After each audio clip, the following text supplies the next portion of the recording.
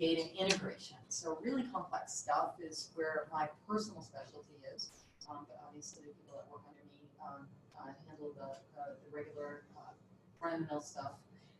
And I'm also a data privacy and data security expert, working in a lot of the, how do we handle GDPR? How do we really integrate data security and data privacy into our projects? Because I like to talk about this, and if you're going to go open up the hood to go do this whole project, you might as well be thinking about doing your mappings and making sure that you've got your data identification and your data risk assessments for privacy and cybersecurity. Because if you have to go back in and do it, you have to open all that up again. So it's a really good idea to put a little thought into it. It's very little extra effort to make sure that you've got all of your private data identified and you've got your data cataloged as you're going through this effort, rather than have to do it separately. And it only takes one hack. If you guys haven't had a massive hack, you have no idea how crazy the CIO and the CEO get. And then all of a sudden everything else stops. So it's a good idea to get in front of it and be proactive about it. I also I'm a specialist in procurement cost reduction. So I'm really old, so I've been and done a lot of things in the data space. I got a lot of stuff going. So we've got some stuff I'm going to talk about, which is fairly new in what we've been able to do with some companies like yours in reducing costs as you're going through your implementation. It's kind of interesting. Women in Business, board at ECLA. I'm an ISO chair in 2015, so work a lot with ISO data quality initiatives that are going out, helping to write those standards for the world, and helping companies to understand how those standards can help them do business together. Smart contracts, the integrated supply chain is. You're going to hear more and more about ISO 8000, and I'm part of that. So I'm really proud about that part of what our not-for-profit does. And once upon a time, I was the CFO of a NASDAQ company and worked on an IPO. Some of the customers you might recognize, the big ones anyway, all spectrums, different types of industries. Okay, next. So today we're going to cover what a typical implementation roadmap looks like from what most people will show you, and maybe what your system integrator will show you. And then I'm going to say, here's what's missing, in my opinion, right? And learning the best methods for requirements gathering, that beginning, and how important that is, and some tips and tricks for that. And that one I talked about before, how to turn your master data cleansing into a game changer. You're going to really like that part, and it's not anything that you're thinking, but I think you'll like it. The secret sauce, data validation, that's going to be a very important component to what you do. Auditors are really engaged in what you're doing, and you need to create auditable packages, and data validation is the key to that for making sure that your data is ready. And then we'll go over a few things about data readiness, some lists and things like that. All right, so this is the typical, this is the 8 map, but it's essentially the same. Now, I will say that I've been shocked to see SAP attempting to do sprints now in large-scale S/4HANA implementations. So they've gone to an agile model in some cases. I'm not a big fan of sprints for large ERP implementations because the data is connected and you're using the data downstream, and you may build something in a process in a sprint, put your single object in associated with that, right, maybe customer or whatever, and then go on to the next sprint and do something else, and then realize that, well, wait a minute, now that we're stringing everything together, it doesn't really work like we thought it would. It leads to a very, very lumpy and high-risk data migration. I'm hoping they move away from that model. I'm hoping they go back to the waterfall model. You can do sprints for certain things, so maybe a hybrid. Maybe where we're going, where we know if we're doing order to cash, we're really kind of doing the whole thing at one time. We're not breaking it up and doing just customer or just something else, where when we know, just when we put it all together, it's not going to work. Maybe taking some of the other things that are not as connected, and putting those into sprints and grouping them into things, that would be great. But you get what you get when you show up and what the system integrators decided to do.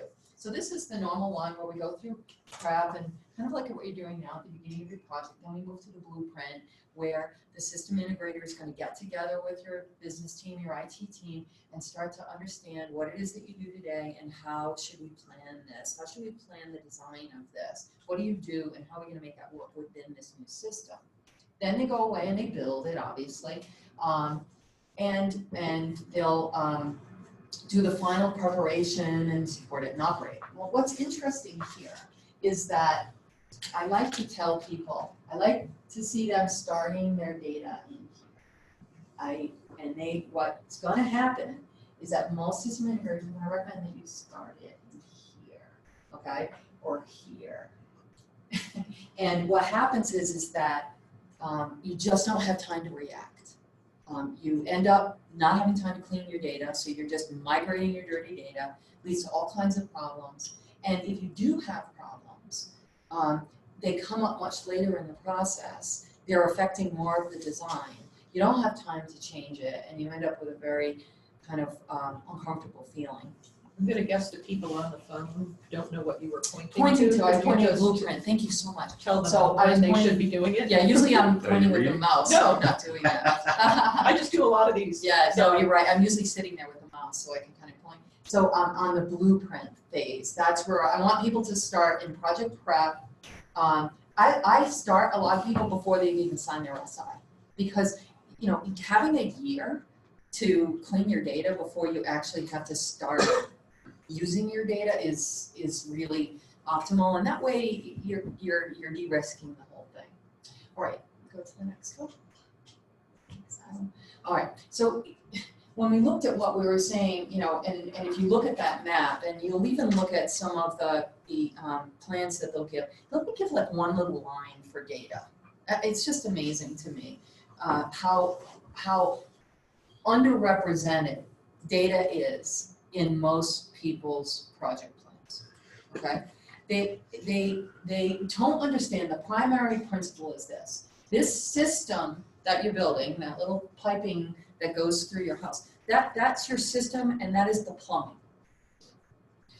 The water that you put through it is your data.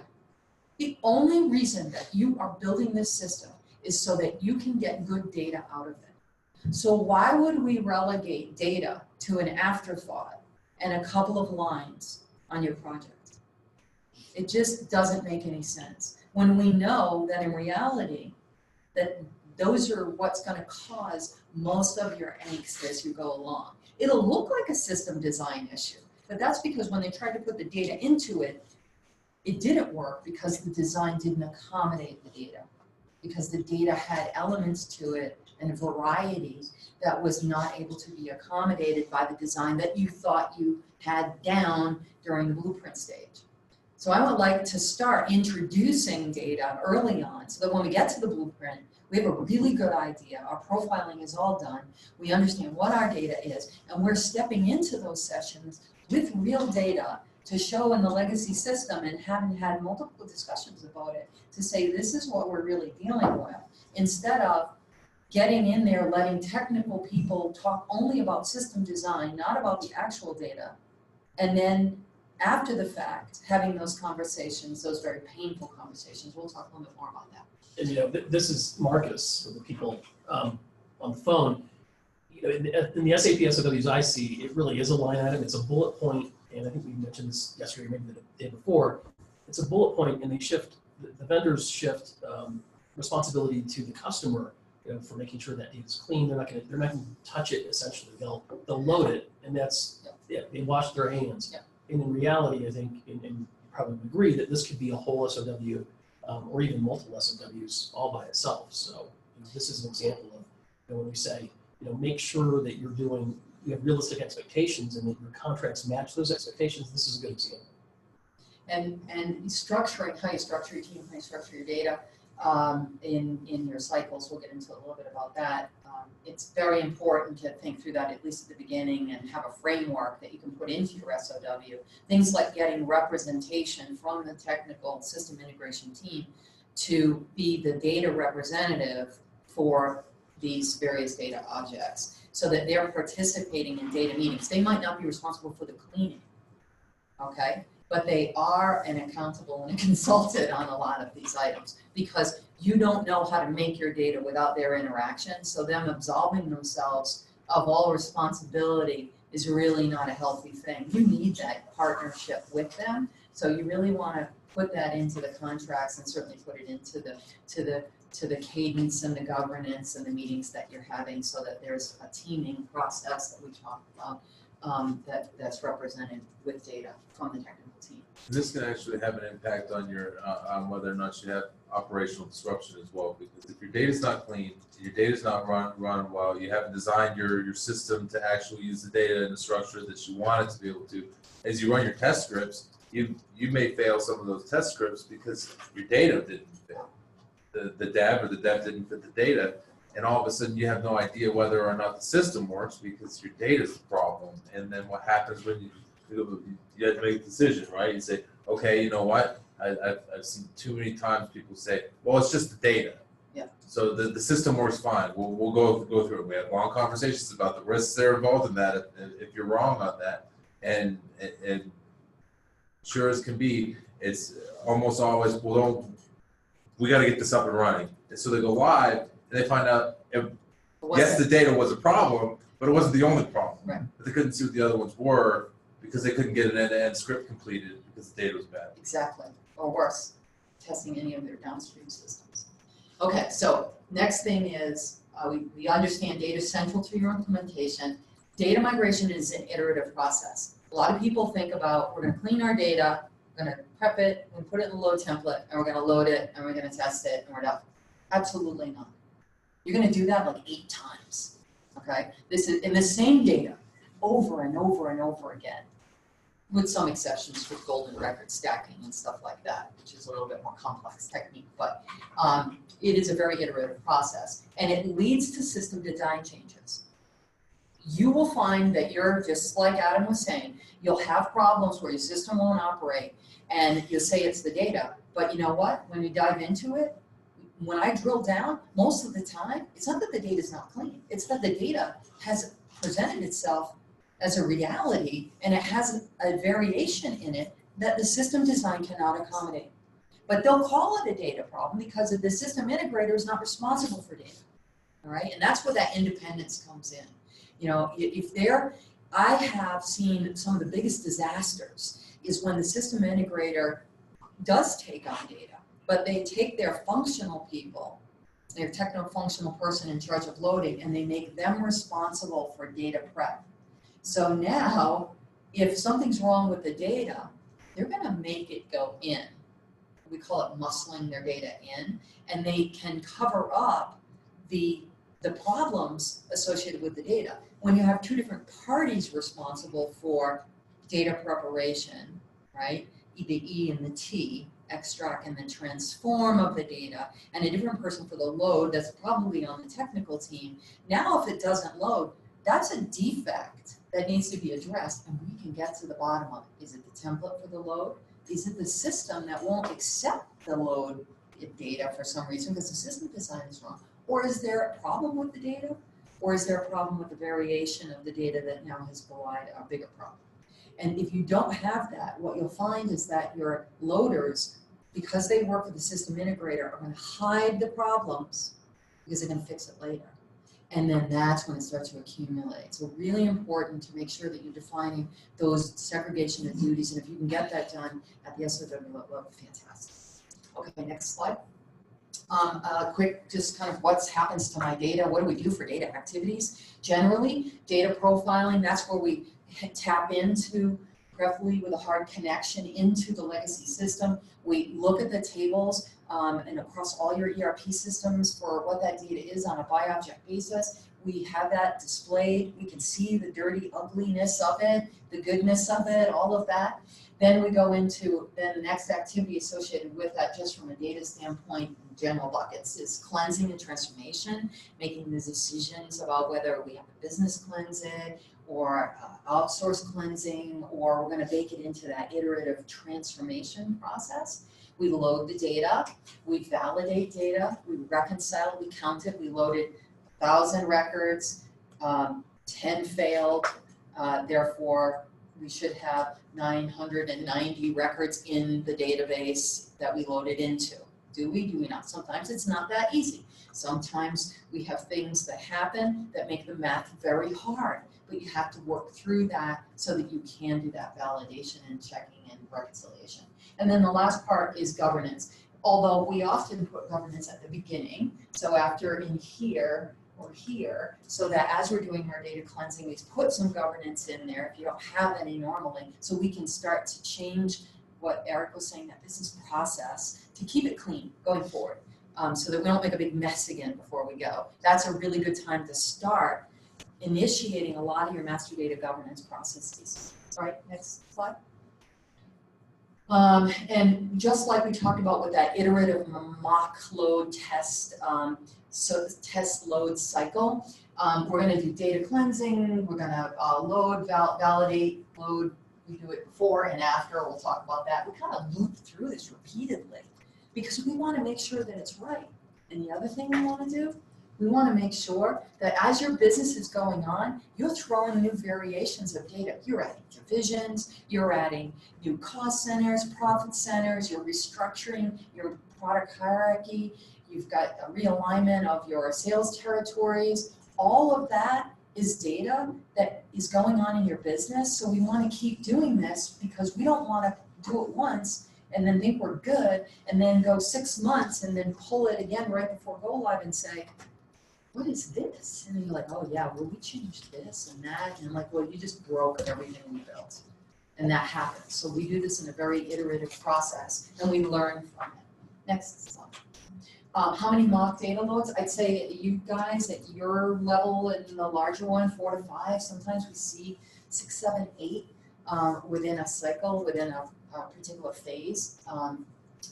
So don't be afraid of a lot of cycles. More cycles is better than fewer cycles. Sometimes we just don't have time, but really if you're at this stage and you're thinking ahead, we can plan it so that we've got them and we try to align them with your test cycles.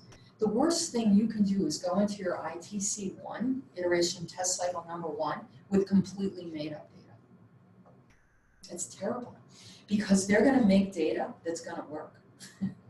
I want data that's going to break what they built from the beginning. I want my real data. I want to know today that that does not fit in your plumbing system, okay? Because I have time now, I'm only on iteration test cycle, I have time to fix all this. So as a team, as a data team, you know, I'm coaching the data team to try to get in front of that, to try to get a sum of all of the primary data objects in that first test cycle so that we have real data. The other problem is that you're wasting people's time making the manufacturer data and make this sample, oh, will you make sample test data for us so we can do our test cycle? Nice. You don't want that. You want to go in having real master data in there, not all of it, it's early on, but you should be able to get quite a bit of it.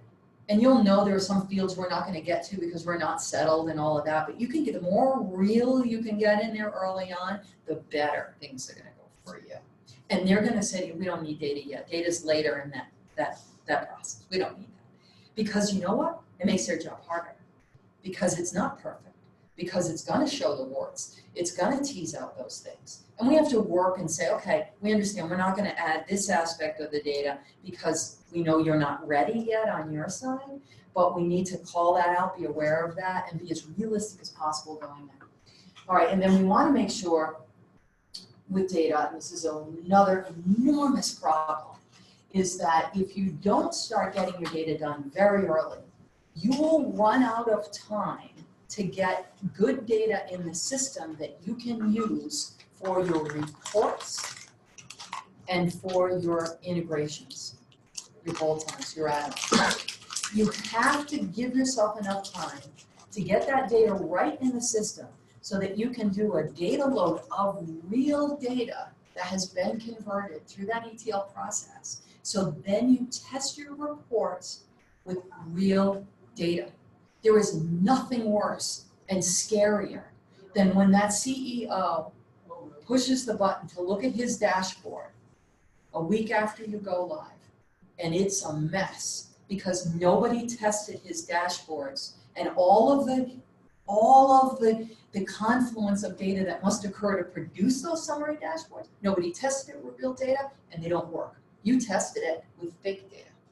Almost 100% of the time, unless I'm in there screaming ahead of time, raising this as a risk, they forget that part.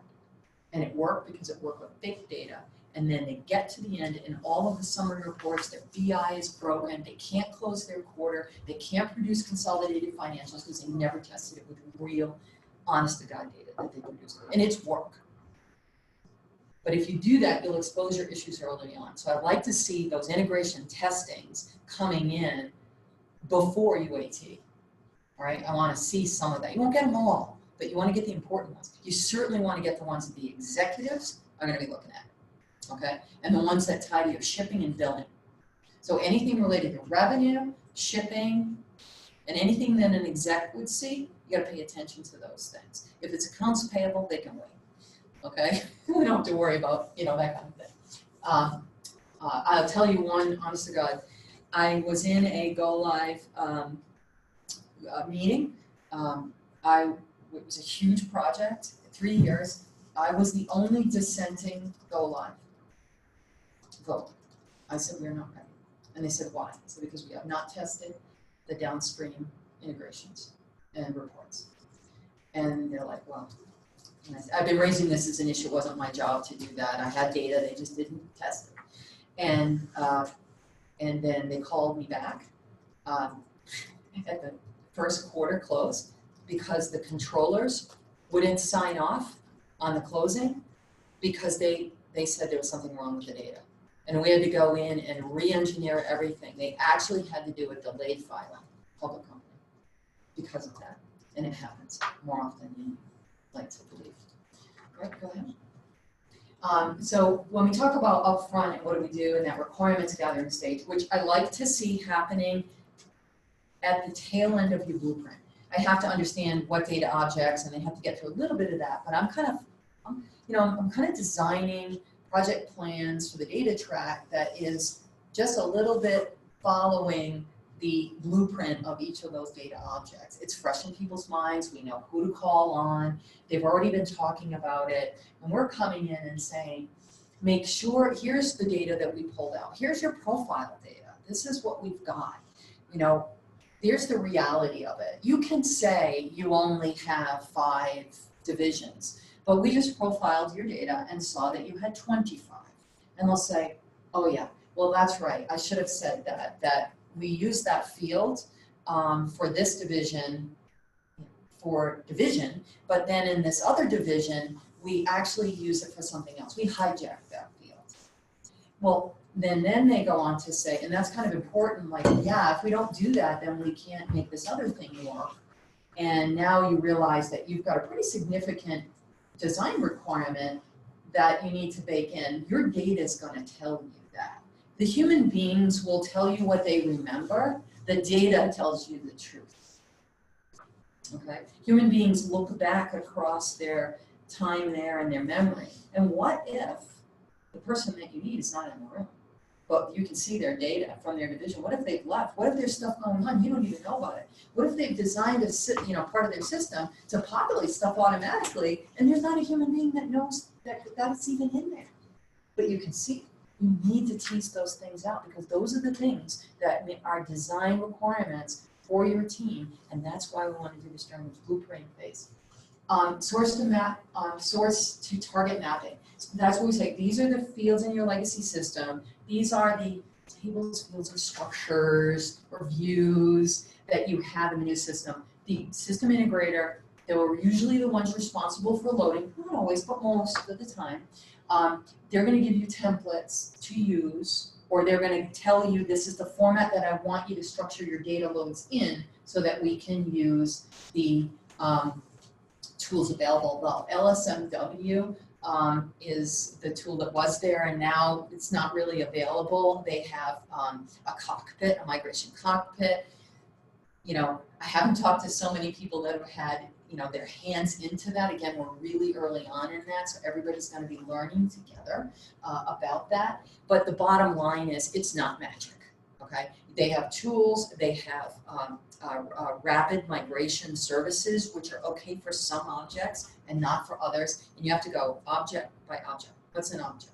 Customer, material, cost center, profit center, sales orders, POs, AR, chunks of things. Master data objects are going to be inert, more stable. That's going to be like your customer masters, your vendor masters, your employee masters, usually have the word master on them. And then your transactional objects are going to be what gets created using 1, 2, 3, or 4 master data objects to make a record.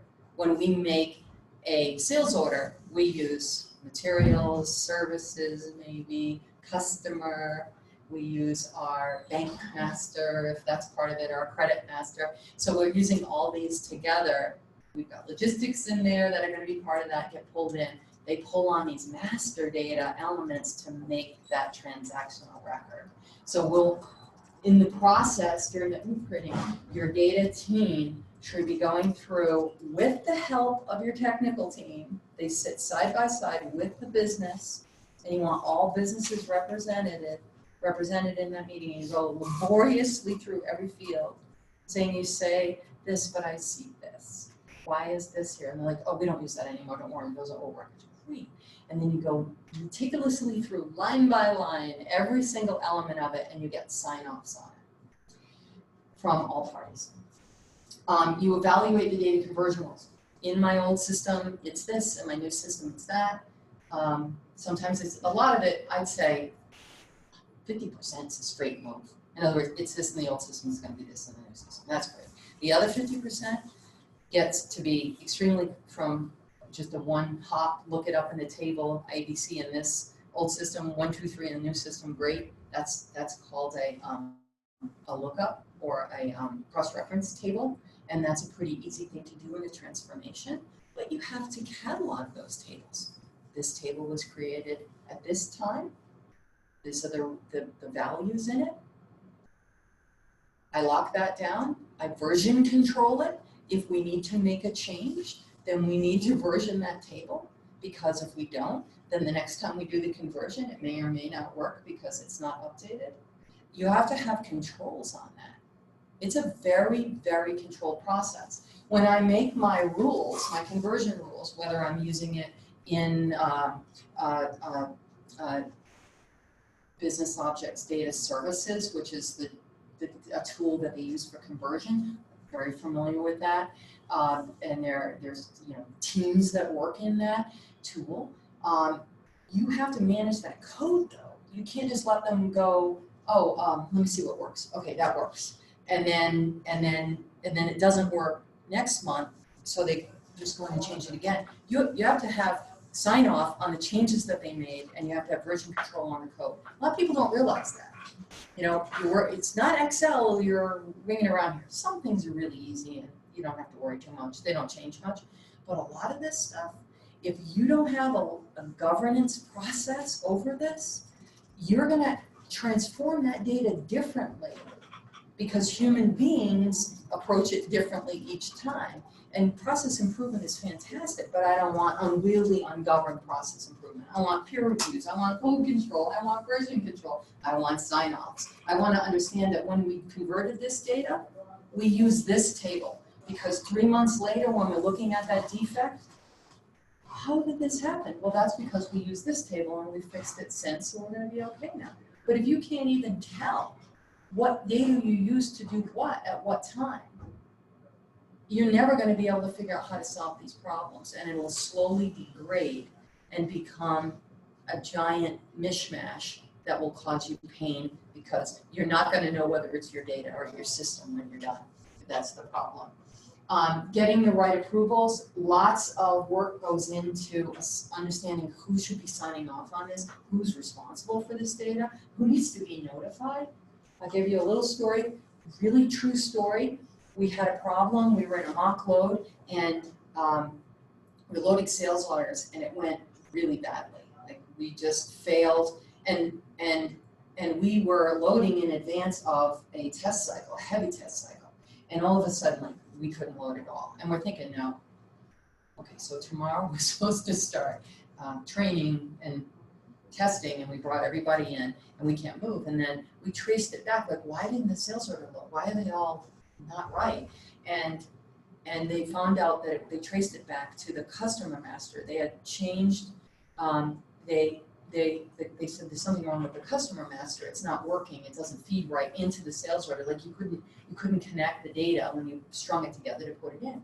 And then we found out that they had changed the process and the design for the sales order, but never told the customer master person who sat next to the sales order guy. They sat like this. So here they went to lunch together, and one had a change and never talked to the other person who was a dependent object owner or technical person on that object. So understanding not only who's responsible, but your data lineage, what object affects what, and how they're connected, and making sure that changes in one are communicated to any other upstream or downstream object that would be affected by it. It's huge. It's huge. You look so stupid when you have a change within your team and you did not communicate that, and that is the cause of your problem. That's just bad management, right? So that's a very avoidable thing that causes a lot of pain on projects. Next slide. How to spot your problem children. Okay, so you want to make sure that as you get into these projects, the first thing that I'm doing is saying, let me figure out where the real risk is here, right? And this is a list that I came up with identifying that. Data objects with really complex business rules. Okay, that would be, we have 3 tables that we use, lots of conditional SQL code that we have to do to say, I'm going from this to that. Yeah, I need 3 cups of coffee to get you to understand what I'm talking about. Those are obviously complex problem children. Higher volume data objects. So what's higher volume? It's different to every company, but I've done 8 million inventory records. I've been on a project where we've had 500 billion equipment master line items to migrate, 40,000 to 70,000 customer master records, which should scare the life out of you, because those are very sensitive master data objects. If you don't get too concerned about supplier numbers or things like that, because you're usually less than you think they are. But those would be anything that would be big, because it's just sheer volume. It's stuff that you can't fix in a weekend, So you got to plan for it. If something goes wrong with that, we got a problem, because we can't easily fix it or we can't easily clean it. Objects moving from multiple data sources. If you have multiple ERP systems, if you're trying to combine things, then those objects have to be blended and normalized. You have to do that on the fly every time during the load. You have to code for that and plan for that in advance. That makes it complex. Objects impacted by simultaneously processed. Just so I think we talked about this before. Sales orders and complex transactional data objects. If you change any of these things, sales territories, divisions, material categories, product hierarchies, inventory methodologies, holy moly, that's terrible. Going from like LIFO, FIFO to moving average in the middle. You know what? You've lost the ability to compare your before and after records. Customer master. I have these customer masters in my legacy system. I got these in my new system. I'm not saying it's easy, but it's relatively easy, okay? If you do inventory methodology, my whole inventory and the way I calculate it is changed. So I can't easily compare and tell you whether or not we did it right. It's a very complicated validation process that you must wade through in order to satisfy the auditors who are going to ask you, prove to me how you know that this data is right. So that's why that's a complicated one. And I say here, historical data, just say no. There are so many other ways that we can deal with this, and only one time have I ever had to load significant quantities of historical data other than GL balances for prior years. Because it's just easier to find other ways to deal with it than it is to load old data that contains old master data that you have not accommodated in your design. Next. All right, I'll go through this pretty quickly. So data cleansing is when, typically in my definition, is when we have the business or a different party do the cleansing that is being cleansed in the legacy system, okay? It might be being cleansed outside of the legacy system and placed in a temporary container. All right, that's possible too. We could clean it, still be in the legacy system, but we move it over. And transformation is what we do kind of in that iterative process on the fly. That's an automated process, right? So pros and cons, if you do data cleansing, left side, business owns it. We've got really good data quality. The business is engaged early on in it. I like it. I like it a lot. The bad side is that if you don't do it right, you can inadvertently affect your current operations. Not only for the time that they spend on this, but sometimes they'll make changes to the data itself in the legacy system and break the production legacy system, which gets people in a lot of trouble. So we're always on the lookout for, make sure that if they're going to do data cleansing, that it is not something that's going to break their today's production. And then we also, if it's human beings doing it in the course of work or whatever, that's a human effort and it is subject to a higher risk of quality issues because it's a manual effort. We may have to do it again and again and again. It's not a one-time thing. You create new data. This is going on and on and on, and they may wear out, and they may stop wanting to do this, or they may leave it, they may quit, or whatever. And the business may not finish on time, and that could mean that we're not ready with our data when we said because we're relying on it.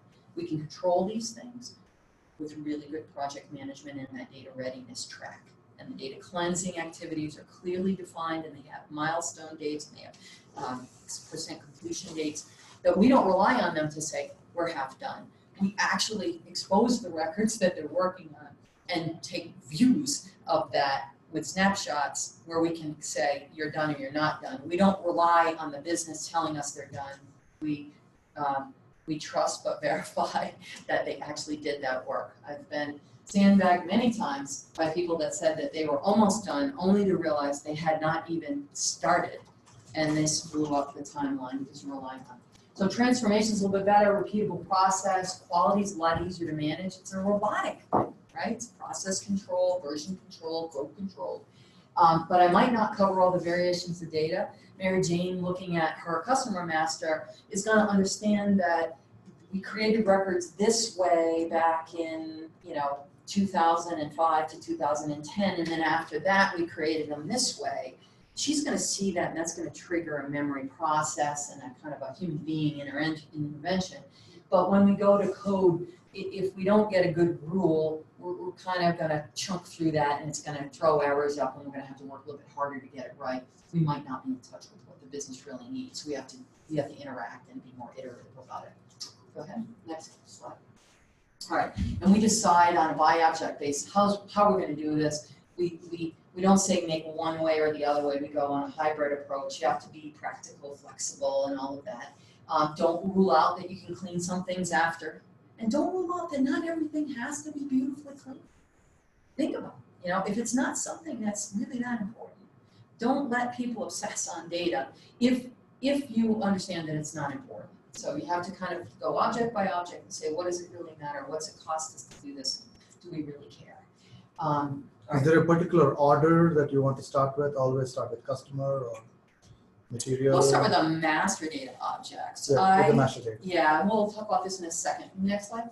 One of we don't really have time today to talk about data privacy and data security. Suffice to say, I gave you a blurb. There's a whole other thing that I think we're going to be doing and rolling out as like a webinar series or maybe in-person series about how do you control the risk. Listen, there are people that are trying to hack into your companies. I can guarantee that. And if I were trying to hack into somebody, the best way to do it is in the chaos of a project, because you've got data files everywhere, right? You need to control those. You need to know who's coming in your building. That's the kind of thing that we'll talk about. And the next thing is getting into this master data cleansing effort. Where do we get started? And I don't have time to get into the whole ISO 8000, so I'm just going to go into a little bit. But what I'm going to tell you, that if you have a lot of materials that you buy, okay? If you're highly intensive in the materials you buy, you're buying a lot of MRO, you're buying a lot of raw materials, You're dealing with multiple locations. Those systems are not tied together. You've got a lot of suppliers. I can guarantee you today that you are not running optimally in your procurement, that you're spending more money than you should be, because you cannot aggregate the data to know who you're buying from and how much you're paying across all of your organizations. Do you agree? Yep. Okay. So, next slide. So, this is that not-for-profit that works with ISO, and we've been working for a number of years. Corning is our flagship project that we've done, working with the Corning organization for the last 4 to 5 years, helping to develop a data quality and data cleansing strategy that leads to, and tools that help you clean the data and get almost immediate value by understanding across all your organizations what you're spending, what your price points that you're paying for what materials and services across multiple organizations, across multiple suppliers. It's pretty cool. So as you're getting ready and cleaning this data anyway, why not start applying principles of standards that allow you to compare this data and put it in containers where you can view it, so that you can start writing contracts with the lowest price suppliers saying, we know we bought, let me give you an example, $13 million in latex gloves. We found out one client was spending in a year. $13 million. Okay, that's amazing, right? Huge, $50 billion a year, sales. A lot of, across 9 systems, okay? Put it all together, did a noun search. I use offshore labor, it's cheap, they know what they're doing. All of the data cleansing and the material master and supplier master is being done in India. And most of it is moving now to ISO 8000 standards and material classification. It's a whole other day in project to talk about that. But suffice to say that once they understood that they were paying dozens of different price points with probably a half dozen vendors, and that they had that kind of quantity, they now could go back and say, we're going to find the lowest price vendor, and we're going to guarantee that we can do $13 million worth of business. They were able to write rebate threshold contracts, and you can expect a 10 to 20% uplift in your profitability or your lowered cost using that technique. So think about it, on $13 million, that's a significant amount of savings. And that's just on latex gloves. And that's something that we could do for them in under 6 months. So we were able to save millions of dollars a year on one particular material type, okay? Because we could align the data and we could guarantee that they could guarantee to that supplier that they chose that they could give them that. And then we realized, well, that's only half the problem. If the people start buying from all the vendors, Joe, they like him, and I'm too tired, I'm just gonna go on Amazon and buy a box or whatever. If they couldn't control that spending, that maverick spend by their procurement people, then they couldn't meet those rebate thresholds and they could not realize that. So then we went to the next phase and said, let's start picking up their transactions and looking to see if anybody is buying outside of that flag event. Let them make it easy to find out who am I supposed to buy from before we put the ERP systems in, because we're looking at 4 to 5 years for some of these organizations. You have a large landscape, you have 3, 4, 5 years before you get everybody all wrapped in and you can take advantage of that and see across your organization. Why wait? And what we found out is if you start this process, you can save money now before you even implement that first cycle. It won't be the world, but you're bringing money in at the same time you're sending money out the door on these consulting teams and all the software that you're building. At the same time, and I can assure you, you have to go through this effort anyway to clean your data. And if you don't clean your data, if you don't do this, when you push that data into your new system, you're never going to be able to realize that anyway because you cannot identify your materials. And you have the same supplier in there multiple times because you didn't take those steps to cleanse it. So I would say to you, you're going to clean this data anyway. Master, material master, customer master, supplier master. You're going to do it anyway, service master. why not clean it and start realizing the benefits associated with it? And that's what we've been able to do. It's really exciting stuff. It's new, and everybody's hopping on now. So if you want more information on that, I can connect you with content and materials on that. And it's so inexpensive. You have to do it anyway. You might as well reap the rewards. All right, the next one, this just tells you can search and find it. And this is important, because this is you, right? You've got disparate systems now. So how do we see this today, even though we know we're not going to be connected for 4 years, 5 years, with everything? All right, next. All right, so deep breath, moving on to what I think in a data migration makes this all work. I often get called in because something's going wrong, like Marcus, like it's, the lawsuits or whatever. I'm that kind of project recovery person representing data that comes in. So I've had the benefit of seeing all the things that went wrong. And I realized early on is that, what's missing is, they didn't plan enough up front and all of that, but one of the biggest things is that the business is not engaged in looking at their data in a methodical way. The first, they say, okay, we transform your data, we loaded it. Now, business person, go tell us if it's right. Okay, let me get this straight. You just loaded 40,000 customer master records for me, and you're telling me to make sure that the data is right. I don't even know what these fields are. I don't even know what these things are. I haven't gone through training yet, okay? Big problem. They freak out. They do a sampling method. They don't know what they're looking at. And you're maybe gonna get through 1 to 3% of the records, okay? So validation in a formal process, the way that I'm outlining here, is what really makes a difference in tying this all together. Next slide. We do this validation process before, during, and after the data is actually migrated. The data validation is not data cleansing, it's not data transformation, and it's not to be confused with testing. Now, Eric listed on there as data testing. I'll go along with that because it's not a testing block. But you know why we don't like to call it data testing, even though it really is?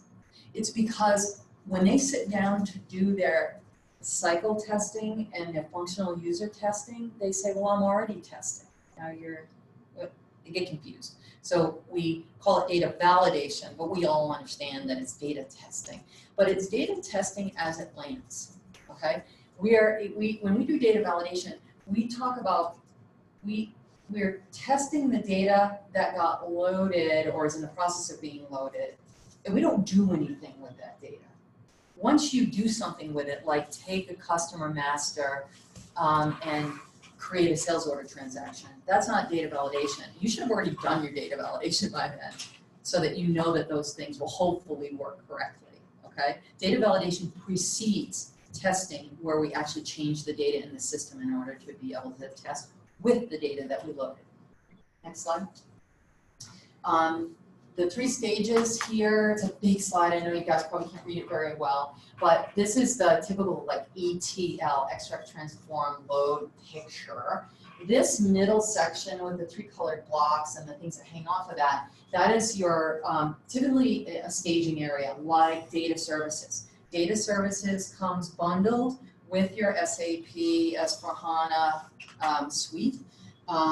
I don't know, I think it's free, but it costs to configure it and stand it up, right? So there are costs associated with it. You have to hire very specific people trained in how to do this. It's not a user-driven thing. It is GUI and all of that, but trust me, it's experts that learn it.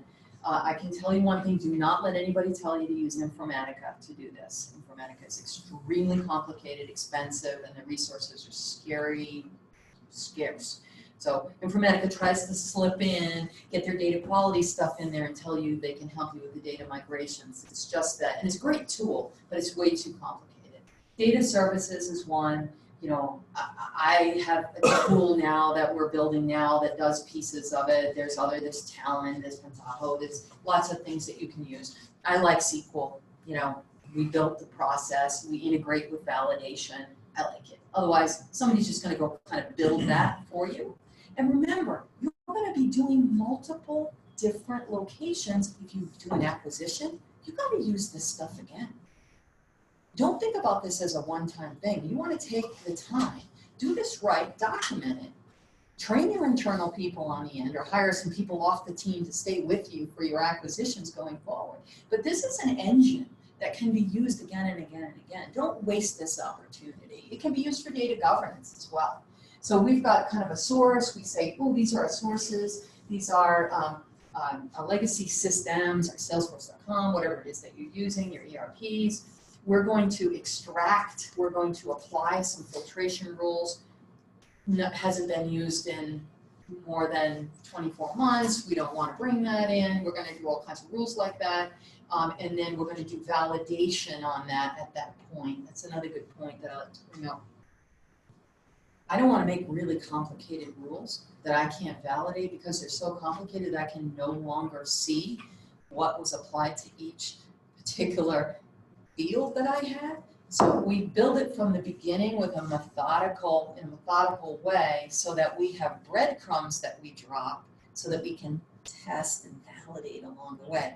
If you let the team go and do this by themselves, they'll just build it in one big long string, very complicated rules. We call it spaghetti code that nobody can figure out. You can't even peer review on it. And if something goes wrong with that, either they coded it wrong or the data variation caused a problem, you can't tell by the time you load that data where it went wrong. And that often results in having to deconstruct and redo the whole process again. So I'm always like, oh, please let them bring my team in at the beginning so that I can say, this is how we're gonna do it.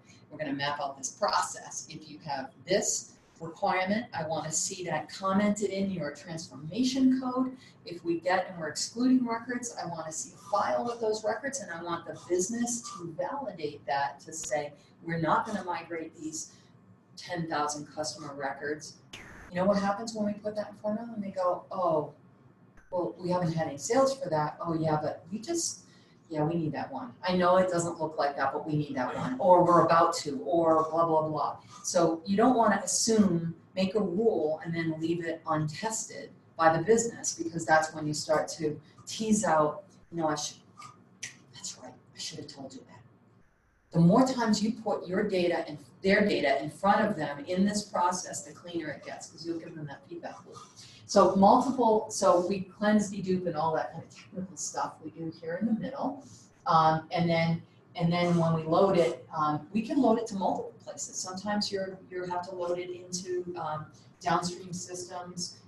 Sometimes it's so complicated, like if I'm gonna put sales orders in, I can migrate open sales orders and just kind of put them in flat. Or in some cases, I have to put them in as live records. I have to make sure the whole system's built so that I can load this thing in, following all the steps, like it's really happening in order to create that live record. I'm not just jamming it in, I'm actually making it work through and create it. In that case, that's really complicated. And that's where you're gonna have your risk associated with it. But that can be wag the dog a lot on a lot of things. And we're gonna do post-load validation. This is extract validation. Did we get the right records? Sometimes people pull from the wrong system or the wrong environment. We load the whole thing, only to realize they pulled it from the wrong database to begin with, and we just wasted a whole test cycle because we loaded the wrong data. I've seen this happen because we didn't do extract validation. We didn't take the stop to say, like a doctor does when they put the X on your knee before you go into surgery, and they say, okay, what are we operating on here? Before I go do all this crap, I want to make sure that I have performed my validation to make sure I am working with the right data set. I'm using the right cross-reference tables at the top of your screen. I'm using the right version of the data mapping. I've got the right requirements. I'm making sure that I've got all that. And our outputs at the end are going to be validation reports that can come from any stage.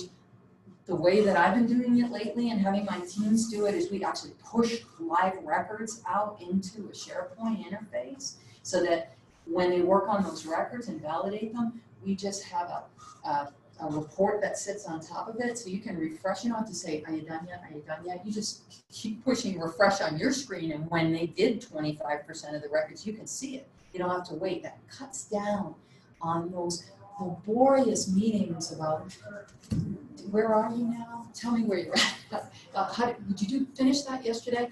We've started to realize that that wear and tear on the team and on the business of that wasted communication can be eliminated through the methods that we're starting to use, where we clean and then validate and we connect that all together. I mean, it's just databases, right, that we're seeing. But then we've been very, very successful in that.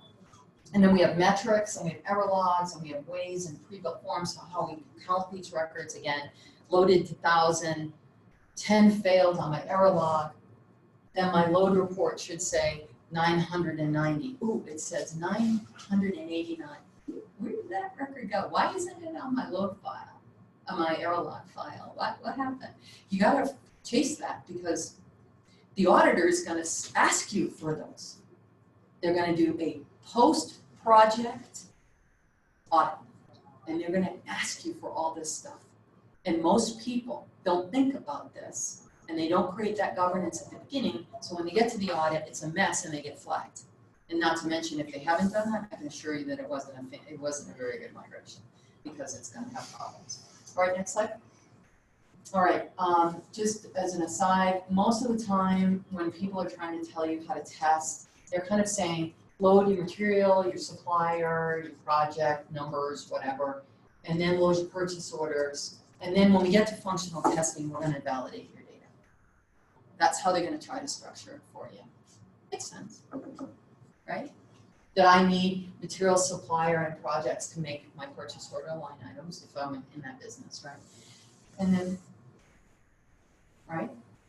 But if we find it here, we can't fix it. This is functional testing. So what Adam was saying is like, we can't get through our script because the data's not right. Next slide. Now here's a better way. We plan in advance. We have scripts that validate after we load materials. We have specific scripts that tell the business what they're going to test and how long it should take to test it. We get better at that as we go along. Then we load supplier, we test that. Another team validates that. We load in another data object of project numbers, put that in.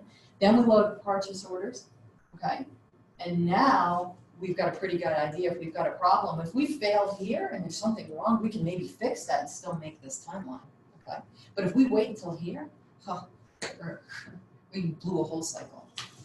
Now you're gonna wait to pull those people away from their jobs again and do it again. What's that gonna do to your project schedule? Okay, so you've got to think every time you miss and you creep and you slip, you're keeping that entire project team together. Not only for that month, you're probably gonna have to wait an entire quarter.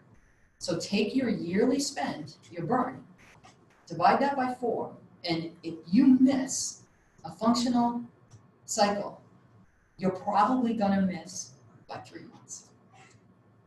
3 months worth of carry at the tail end. You go try to explain that because of something simple as this, okay? And they'll fall asleep. Not at all, because they don't understand that this is the mechanics and this is the reality of the way it goes. Next slide. All right, so project, I like it, data to be a formal process. It looks a lot like formal testing. It's got scripts. The benefits are for the project, obviously discover issues early on. I want lots of defects in my first, month or my first test cycle load. I want to see 100, 200, 300 defects.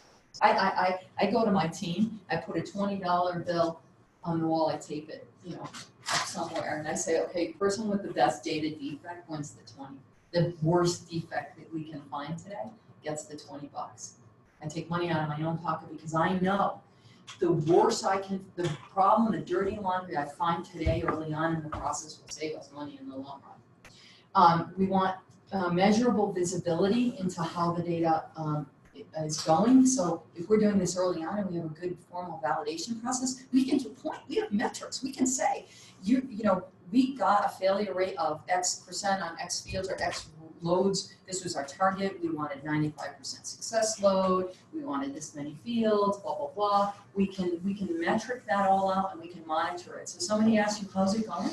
You're not going, it's not red, green, yellow, right? It's numbers. It's hard facts. It's record counts. It's field counts and it's defect counts.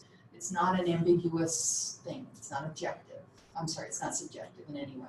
And we understand what success means because we've defined it in front. We're gonna do our mock load 1, and we expect we're gonna load these objects, and we're gonna shoot for this percentage of success, and we're gonna, whatever. We define that in the beginning. For the business, this is great.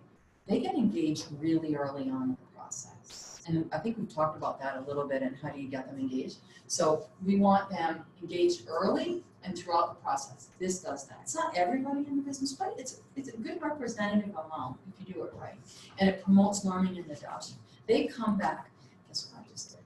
I just did the evaluation, and I got to see the new system, and now everybody's interested.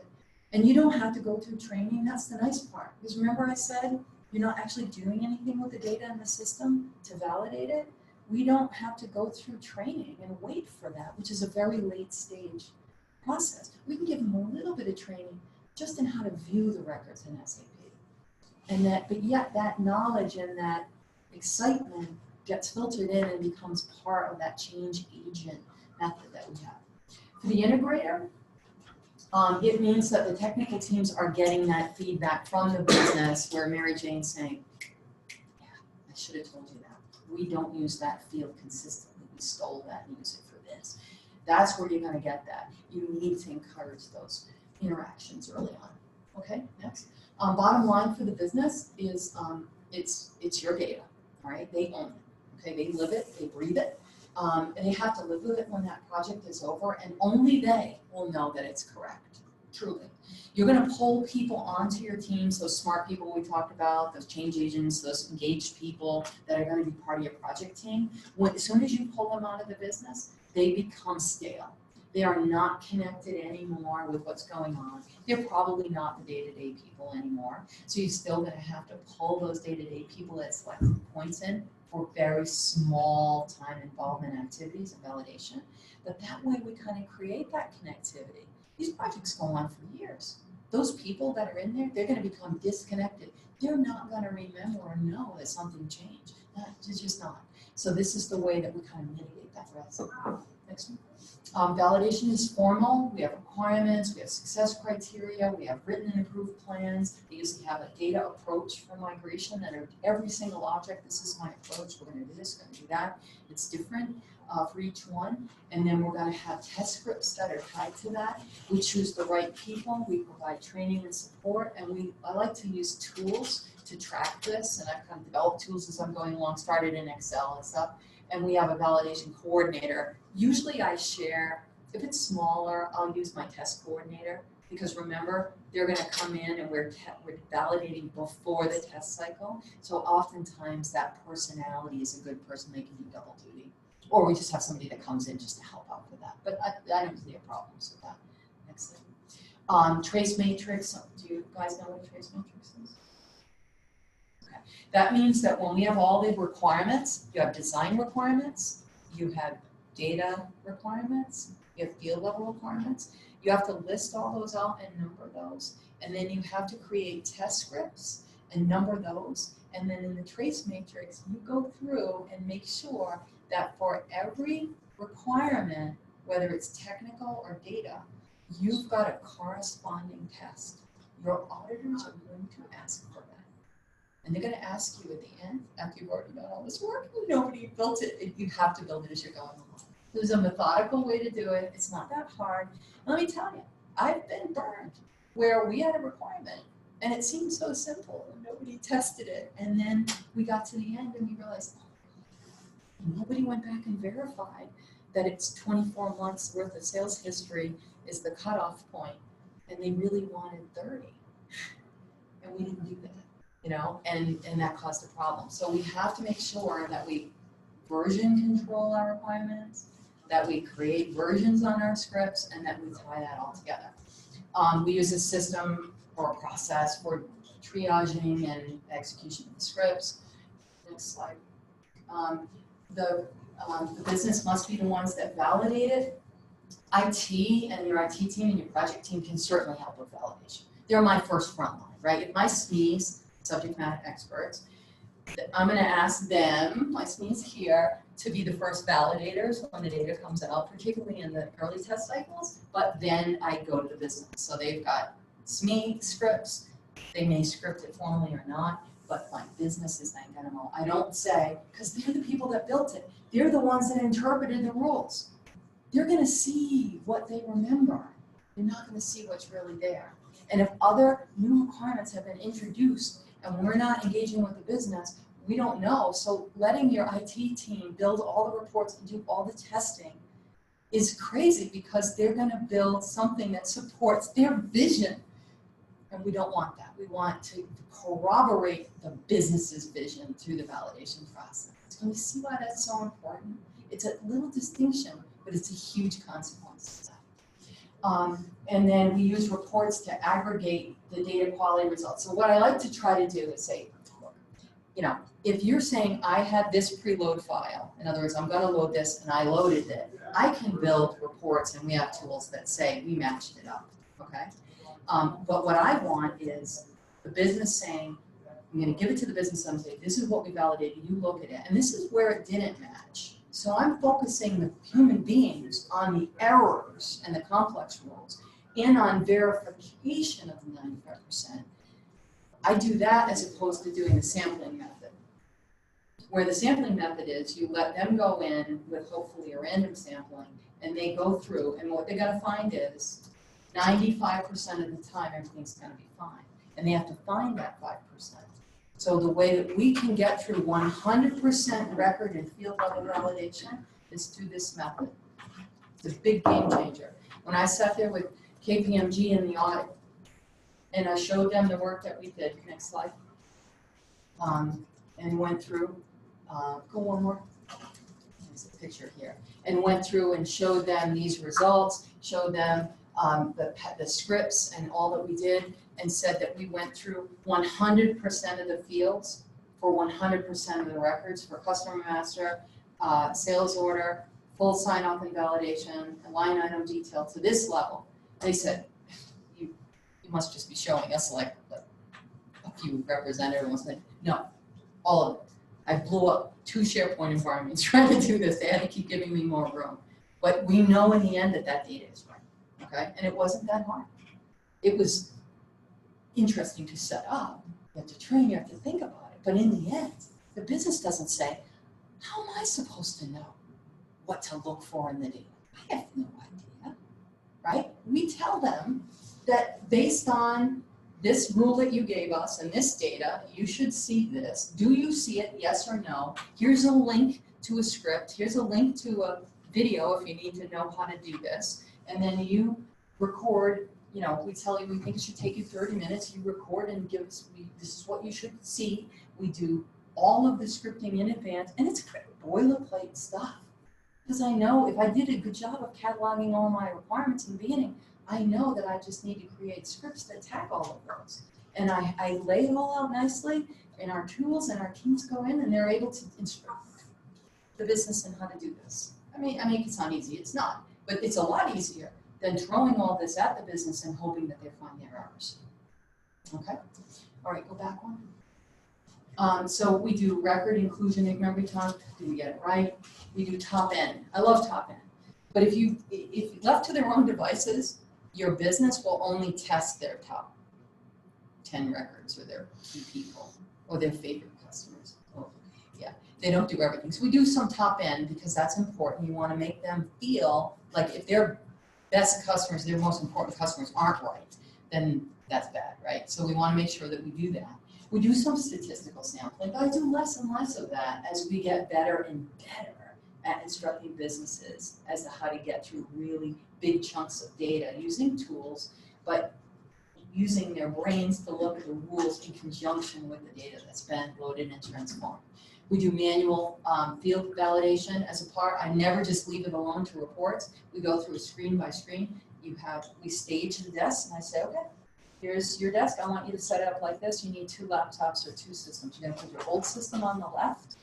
Okay, you're gonna put your new system monitor on the right side, and in between, we'll do a printout of your test scripts and your data requirements, just so you have a visual in the middle, or if you can put a 3rd screen there. And then we look on one screen, we say, okay, in the old screen, my PO box was in this field, And let me look at my rule. Rule number BR123 says that PO should contain a dot after the P and the O and there, and it should be in this field on the new screen.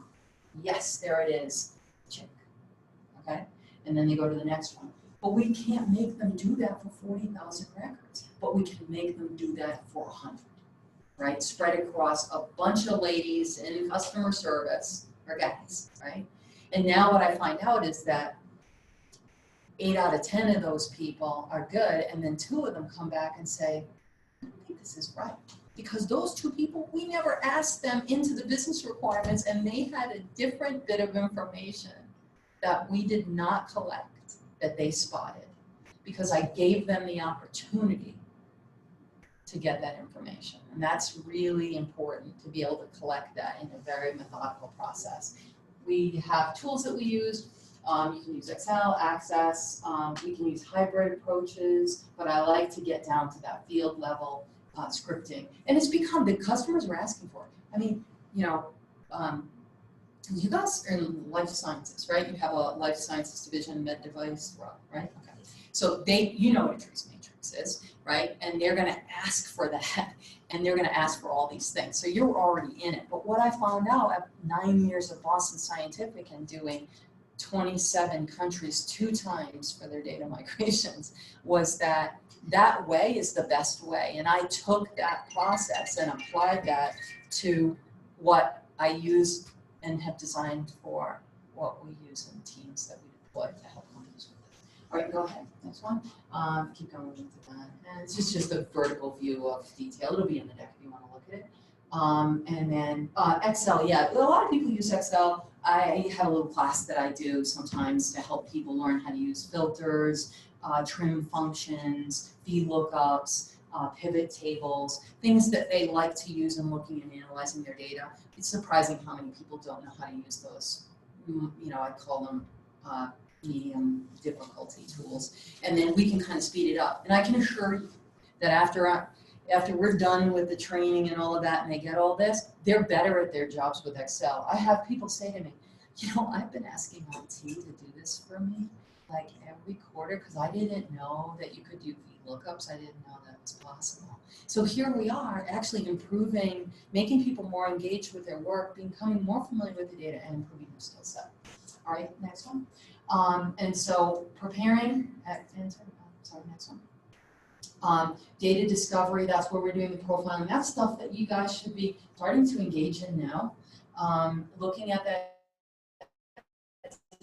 data, assessing it, getting a report that says that this is what whatever is in every field, the data variations associated with it, using that to be able to have those important conversations with people about what needs to be cleansed. Understanding how is your data flowing through your organization. I know we talked about we don't know where the systems are mapped. Yeah, this is part of it. Okay, that's where you're starting your process. You're going through what documentation do I have, is it valid, is it current, and you're putting that all together. Next slide. Then in the next one, I'm starting to do a risk assessment on the high risk, my problem children, identifying those, trying to figure out, I'm starting to understand if I'm a CISO, if I've got data privacy rules that I need to be considering, if I've got data security, I'm starting to engage. You should be looking at that. And then then after that, you're moving into data migration approach document, and we're picking selected ones. That's all stuff that can be happening now, right? Enter. Data cleansing coordination. So establishing how are we going to do this? Who's going to be involved? What are we cleaning? Under what rules are we applying for the cleaning? And that's why that ISO 8, that is, if it's those big master data objects, how do we do this? And I got a clue for you that a lot of the validation work should be external, not internal. Okay. What we found out is that through this work with ISO is that every company, every supplier, and every customer that you have is a legal entity, unless it's a sole proprietorship, is registered with a government agency. And we are connected to all those government agencies. And that data is aggregated and can be validated. So you don't have to worry that you don't know that, Acme Inc. is the same Acme Inc. as the other one, because if there's a corporate registration, and you can even see how companies are owned And as we all as companies start to aggregate and look at this, now you can validate against external sources. Instead of just cleansing, you do your cleansing, but then you go out and say, is this the right record? And that's how you get down to, who's the supplier I'm really dealing with? Oh, I think I'm dealing with Caremark, but it's really, or I think I'm dealing with CVS, but it's really Caremark, Inc. And CVS is just a subsidiary division or something like that. And I don't want to make my procurement deals with the subsidiary division. I want to make my master procurement deals with the parent corp, because that's how I'm going to get my best deal, and that's how I'm going to get my best prices. One more quote. Let's see. One more. Sorry. No, we're going wrong. This one. Yeah. Okay. And then we're gonna, go through them one by one, monitor them, report on them, we'll talk about that. One more. Okay, and then project planning. What tools are you gonna use? You're gonna use data services, you're gonna use SQL, you're gonna use a hybrid from Tahoe, you're gonna do it with your own homegrown stuff, what are you doing? Project writing is starting to participate, and make sure that that data line item, that I call it a pillar, but it's kind of stuck with this pillar, right? That is starting to grow like this, and I'm getting pretty detailed about my activities and what I need, and I'm fitting in and starting to do some preliminary resource planning, and I can tell the business, because you know what they say? What do you need me to do, and when are you gonna need me? Well, I don't map that out in a project plan that goes along with the iteration test cycles and where we're gonna do for functional testing. I can't begin to know when I'm gonna need these people, and I can't begin to know when I have to have my data cleansed by or ready for load. All right, next one, we're gonna pick our templates and stuff like that. All right, wrapping up, final key points, I think I have 6. I don't count very well, do I? Start your data readiness activities as soon as possible. Load early, load often. Okay, hopefully I drove that home for you. Next one is that your business owns the data, so they need to be involved throughout the project, not just at the end when they all show up and tell you that everything's all wrong. Okay? Formal data validation plan is the key to data migration success, in my opinion, and it is what the auditors are going to be looking for. That's a change. It wasn't like that 3 or 4 years ago. Now they know what data validation is, and they want to see it, and they want you to be able to prove it. And make sure that your data readiness is a well-managed pillar in your project plan. And if you are spending a lot of money buying things, and you know you have to clean your data, then think about employing the ISO 8000 principles, and please talk to us about how we can help you save money along the way so that you can start realizing some gains, maybe even pay for part of your PR. Okay, any questions? Did I do that on time today? Okay. A little over, but that was a good, great pace, yeah. Yeah. Okay, any questions? I know that's a lot. I hope I scared you a little, that's my intention, because it's not rocket science. It's just a lot of planning and kind of, just technical things that you can do that really de-risk your project. How has S/4HANA introduced some challenges to maybe what used to be proficient processes, practices, skill sets for the integrators and the client? Well, the general process of data migration, whether we do it in, Great Plains or Oracle or SAP, it's the overall process, with the exception of the actual loading, and what you're loading to, is pretty agnostic. In other words, I don't have to be an expert in your system to do a really good job at migrating your data, okay? Because the technical team on the IT side, in your SI area, here's the one that's going to tell you what form they need the data in. And they have tools that they use. I just don't think the jury's back yet on whether or not that's the time save. I've seen a lot of other rapid migration tools before that they've attempted to roll out that didn't really work. What I think the biggest challenge is that they've changed a lot of the structure. As you were pointing out, you know, I know underneath all my table names and that, and a lot of them are still there, but they don't work like that. In the new system, that's all kind of under the scenes, and they have these data aggregation buckets, which are like structures, and they've gone to the column store instead of the row column thing. So it makes it harder, because you can't go in and look at the data with an SE17 the way we used to. You can't just dump it down. So all the things that we would have had for tools for the last, you know, ECC implementation all have to be rebuilt. Can I add just two more points on that, and I'll be very short. Okay. So first thing is, you know, I know you have touched a lot on the master data, things like that. So SAP with the S4 has introduced a term called as business partner. Your business partner is essentially the same as customer and vendor. So they have combined together and are calling it a business partner right now. So in order to do mappings, you have to be careful. Second, one of the major change that has occurred between ECC and S4 is the material number length. It used to be 16 character. Now they have gone to 40. So being that, I mean, having that awareness also helps. And I may just wrap up with one more point, or touch on Marcus's point also. What I have seen from my experience is this data cleansing effort is a huge one. People typically underestimate the magnanimity of this effort.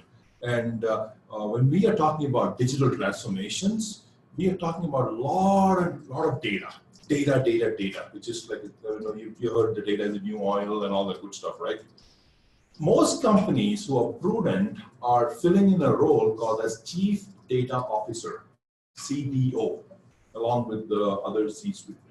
That individual is responsible for the data in the entire organization.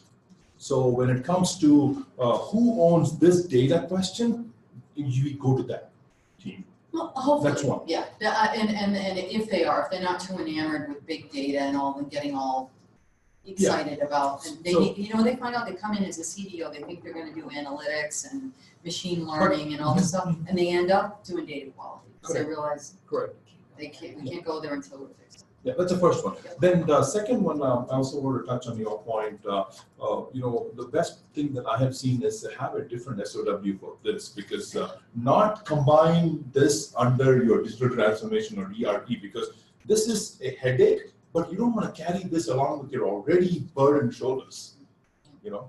And I like to see separate teams. So the system integrators, if they do take on this, great. But they're going to either make a person do double duty, add a few people, but they're not going to have that specialty. There are only a few teams out there, commercial teams, and I was on one of them. I was on their center of excellence and helped develop some of these techniques that they use. And you know, those are the ones that have the expertise, because they do data over and over and over and over again. So even if you said, hey, Eric, like what Daryl's doing, bring her in, and say, okay, you know, it's a strategy piece to begin with, and then we have to decide who's actually going to do that transformation coding work. The validation's easy. The business does that. That's just a kind of a strategy thing and a little babysitting, right? But the actual transformation, I mean, I go onto teams, some of the sizes that you're looking at, I'm usually seeing 4 to 5 people, and then sometimes another 5 offshore working to do this transformation. So you could be looking at 5 to 10 resources just for data migration. Okay? And don't underestimate that. And I like to see people that work in cohesive teams. You've got, the way they structure it, you've got a data lead, which is your DML, data migration lead, and then you've got your data migration consultants, and then you've got techno-functional consultants, which are usually the people that load and maybe liaison with the technical people. They specialize by object. So just like if I'm going to go do something, I wouldn't hire somebody that speaks French to go do an Italian conversion. You want to get people that are specialized. They've done a customer or material conversion before. They work kind of in, you know, procure to pay or shelf to, whatever we call it these days. And so they're very specialized, they're very tuned to what they do. Most of them are the ones that you'd be looking at would be data services or using another proprietary tool. There's one more I would add to the data BARDS, we call it, business BARDS, objects data services. There's another tool that SAP provides, it's called Information Steward. Yes, Information Yep. Steward is it's good, yep. it's a pretty, I would say when you want to start something of this magnitude, Information Steward will help you with the data lineage, cleansing, governance, and all that. So this And is that's a good point because it allows you to start getting involved with that data quality stuff and your master data governance as you're going along. It's not going to cover all your data objects, but it's going to help that harmonization. They use it for migration in conjunction with data services, business objects data services. And I like it because it's got data sets that you can send out. I have another version, a mini version of that I built that's only for the core master data objects, kind of same thing like that. It does the ETL and then sends out the records for cleansing and validation to the business. They clean them and it comes back and updates it. It has all the audit trail. Same thing as Information Steward, except it doesn't cost $1 million, which is what Information Steward costs. So just saying. I just couldn't see people. I'm like, you only need it for 4 or 5 objects. Like, why are you buying all this? You're not ready yet, you know.